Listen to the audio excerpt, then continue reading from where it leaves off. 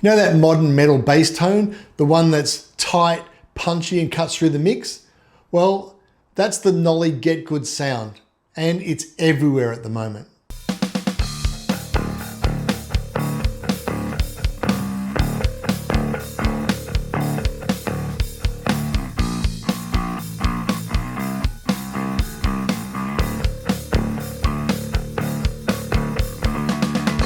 But to get that sound, you don't need a multi-million-dollar studio or a whole bunch of outboard effects. You can build that exact tone, or close enough to it, clean, crushing, mix ready inside your HX Stomp. Today, I'll show you what defines the modern metal bass sound, why it works so well, and how to create it step by step. Let's check it out.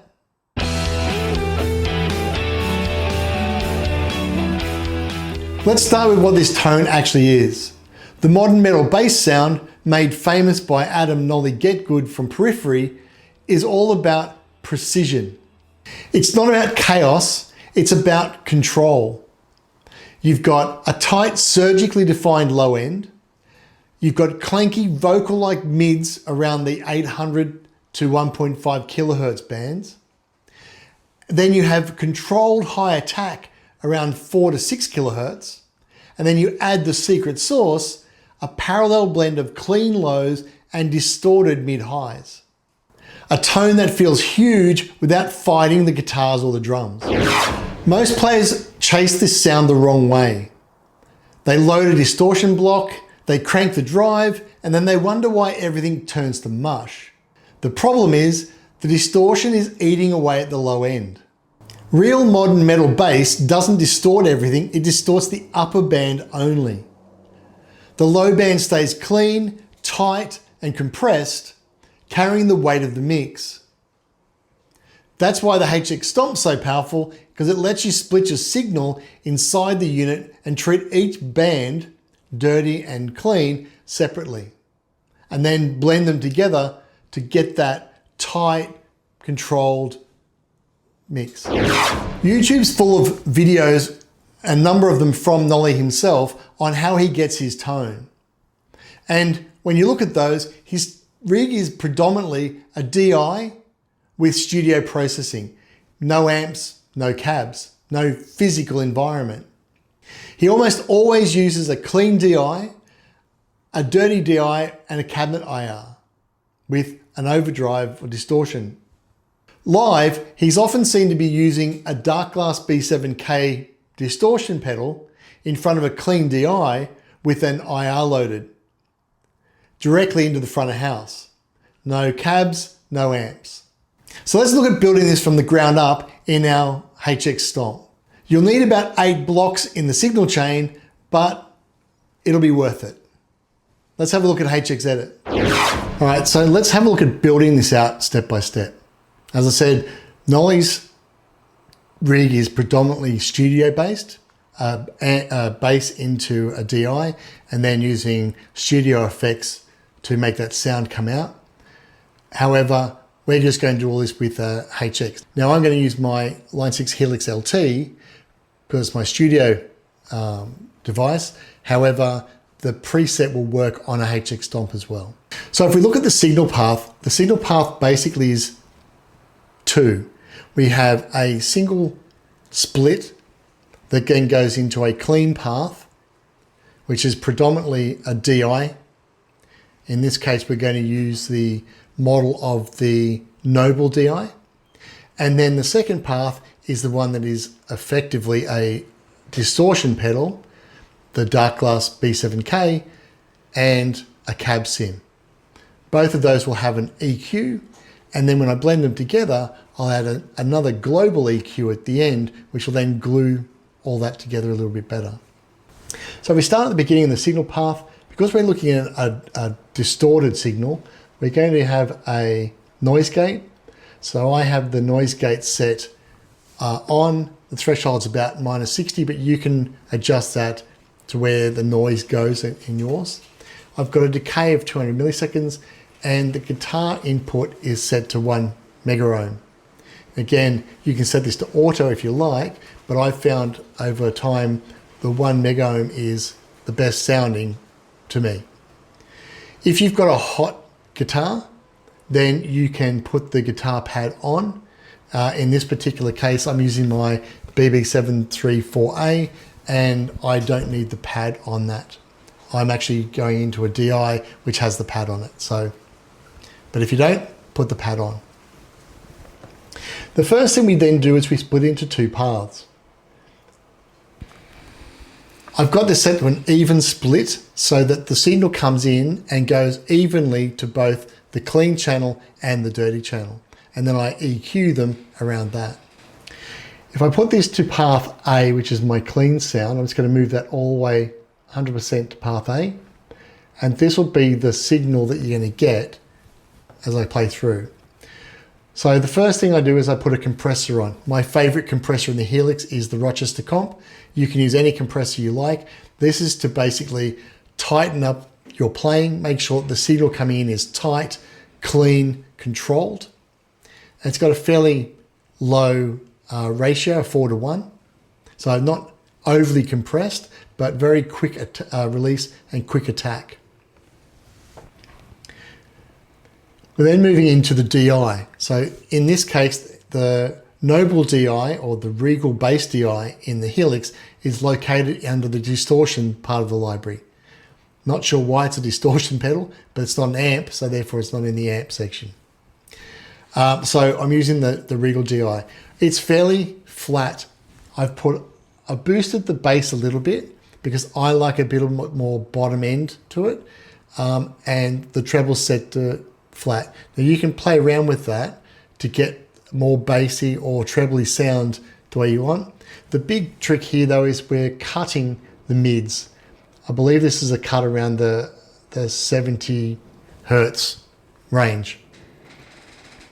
And I've adjusted the volume for the preset. After that, we're going into an EQ. And that EQ is, I've set the mid frequency at around 500 Hertz. So the true part of Nolly's sound is coming around pushing the 500 Hertz and the 1.5 kilohertz. So here I'm setting the mid frequency to 1 kilohertz. I'm dropping the lows a little bit.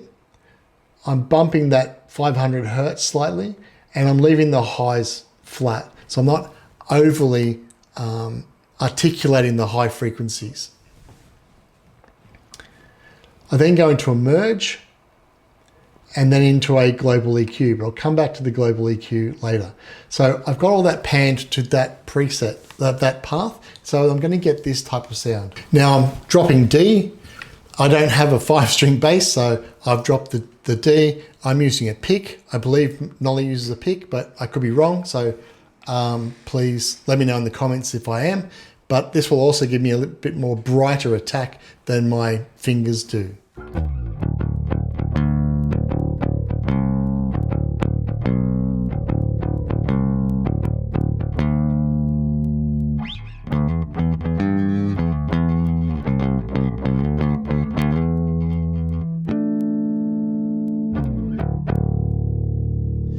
So it's very tight, very, very clean.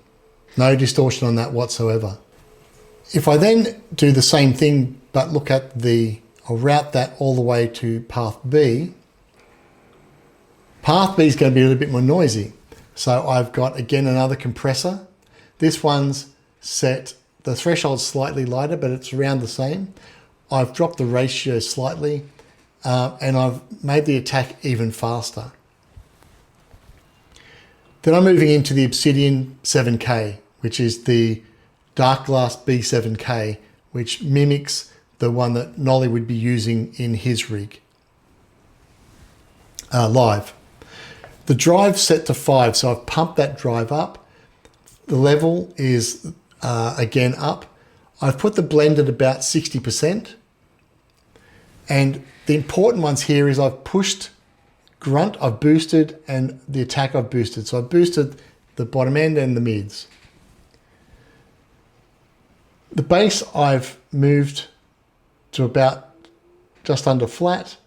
I've bumped the mids a little bit around 500 Hertz. Remember I said Nolly likes 500 Hertz and 1.5 kilohertz. So I'm pushing the 500 Hertz, I'm pushing the 1.5 kilohertz, and I've got the mids, the treble, and I've turned the distortion on. So this pedal is now acting like a DI with overdrive or distortion attached to it. Fairly flat, but the mids are pushed slightly around that 1.5, 500K mark. I'm then adding a cabinet. Now you could add an impulse response, third-party IR, of a cabinet of your choice. In the studio, this is probably what Nolly would be doing. But in this example, I'm using only what's coming out of the HX Stomp itself. I've picked the 4x10 by Ampeg. It's a little bit deeper, darker sound, so it's going to give a little bit more darker tone. If you wanted a more hi-fi sound, you could use the Eden, Garden of Eden 4x10, or you could go for an 8x10 to get even more mid-range push out of it.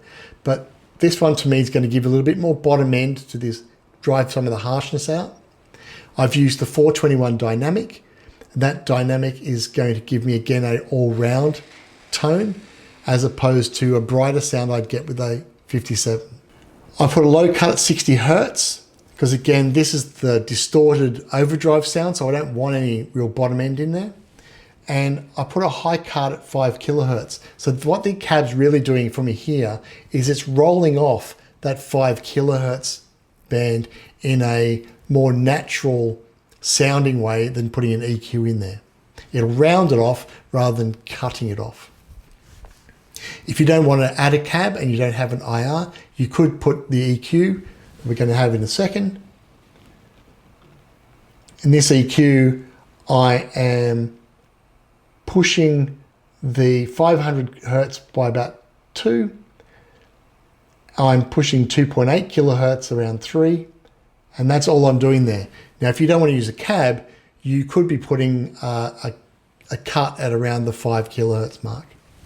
Here, I've got a low cut at 100 Hertz and a high cut at 7 kilohertz. So this is really tightening up that high-end frequency, making it sound a lot less brittle, but still overdrive. So if I now have a listen to just that sound alone,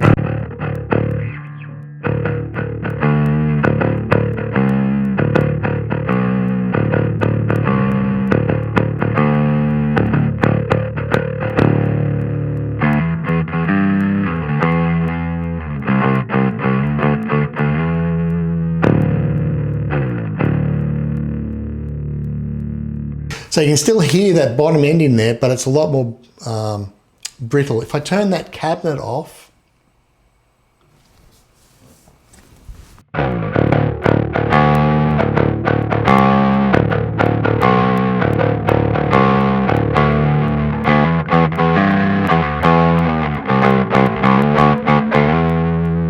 hear how that's a lot brighter. Turn it back on again. So the cabinet tightens the sound up and gives it a bit more tone to it. So I go back to the even split. So now I've got both channels coming together. I'm blending in. I'm just pushing the distorted channel just slightly. Now remember, this is just like the mixer in a studio. I'm putting the fader of the distorted channel up a little bit and leaving the clean channel where it was at 0. Now you can blend this to your ear. You might want more clean, more dirty, again up to you, but this is a good starting point.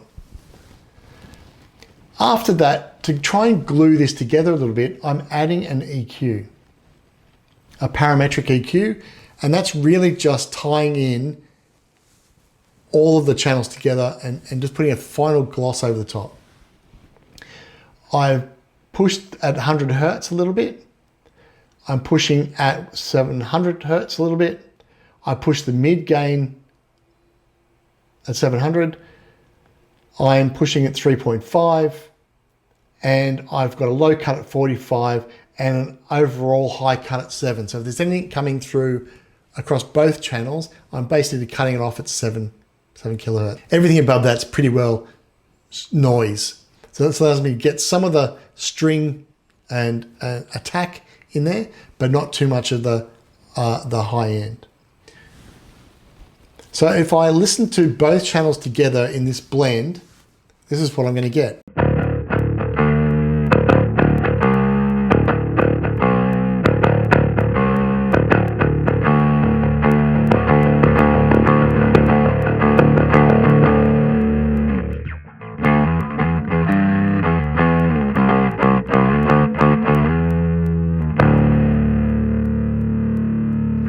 So you can hear that tight, clean sound, and I'm also got a tight overdrive sound, and blending those together gives me that modern metal sound. Now again, I don't have a 5-string bass, so I'm not getting the low B coming through or the drop C. So I'm doing what I can, and I also don't have a ding well, so I'm not going to be truly Nolly. On the bass, I've got it set for inactive mode. I've got the pickups basically both on, the P and the J, and I've got the EQ set pretty well flat. So what I'm really getting is the amp coming through. If I want to play this through a P bass, I'll just roll this forward, and this is the sort of P bass version.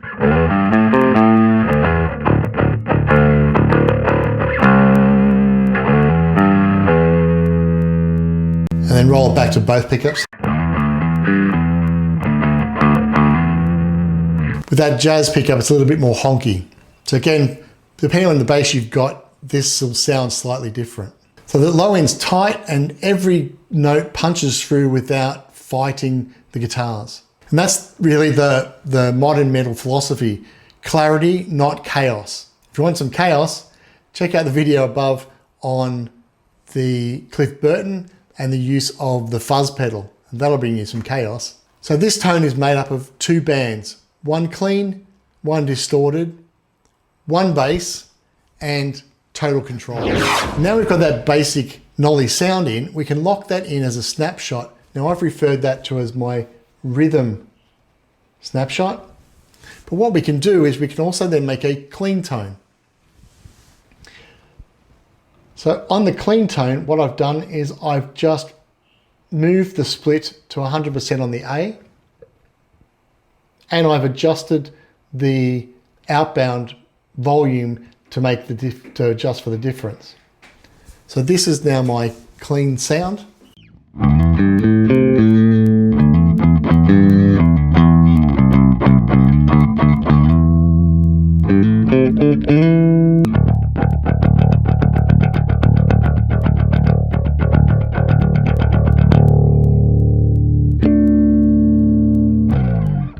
I can then go back to my snapshot 2, which is back to my Nolly sound.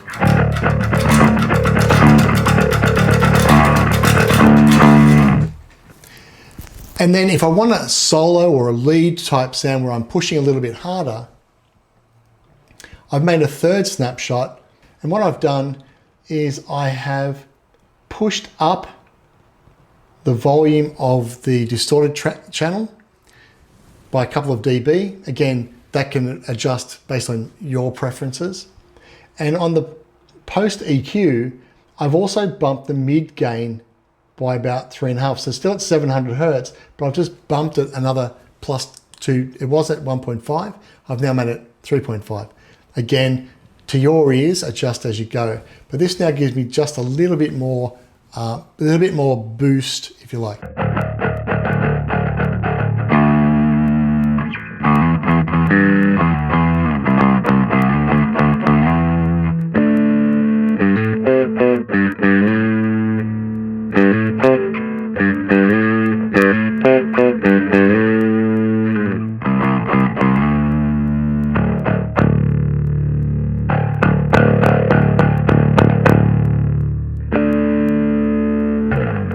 Well, that's the modern metal Nolly Get Good sound. And now you can get it inside your HX Stomp. Now remember the formula. Split your signal to keep the underlying tone clean. Then use controlled grind on the second path with an overdrive or a distortion pedal.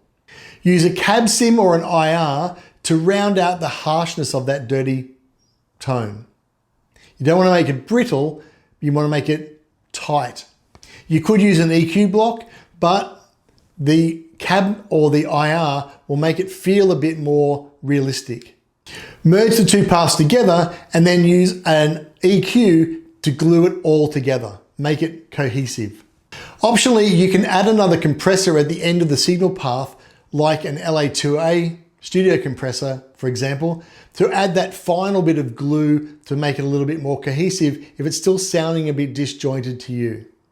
Or, like I do in live situations, I leave it to the front of house engineer to add some bus compression. And the same when I'm in the studio. I use bus compression on the track at the end to help glue the whole piece together. But if you're playing solo and you're just playing to yourself and it's still sounding disjointed, that LA2A comp at the end will take up a 9th block, so you won't be able to do it in your HX Stomp. But if you've got a LT or a floor or the new Stadium, then you'll be able to add that at the end. Don't forget to check out the links below. On the website, you can download this preset and a whole bunch of other free guides on how to set up your bass rig. And if you want more information about how to cut the mud out of your mix, then check out this video next. See ya.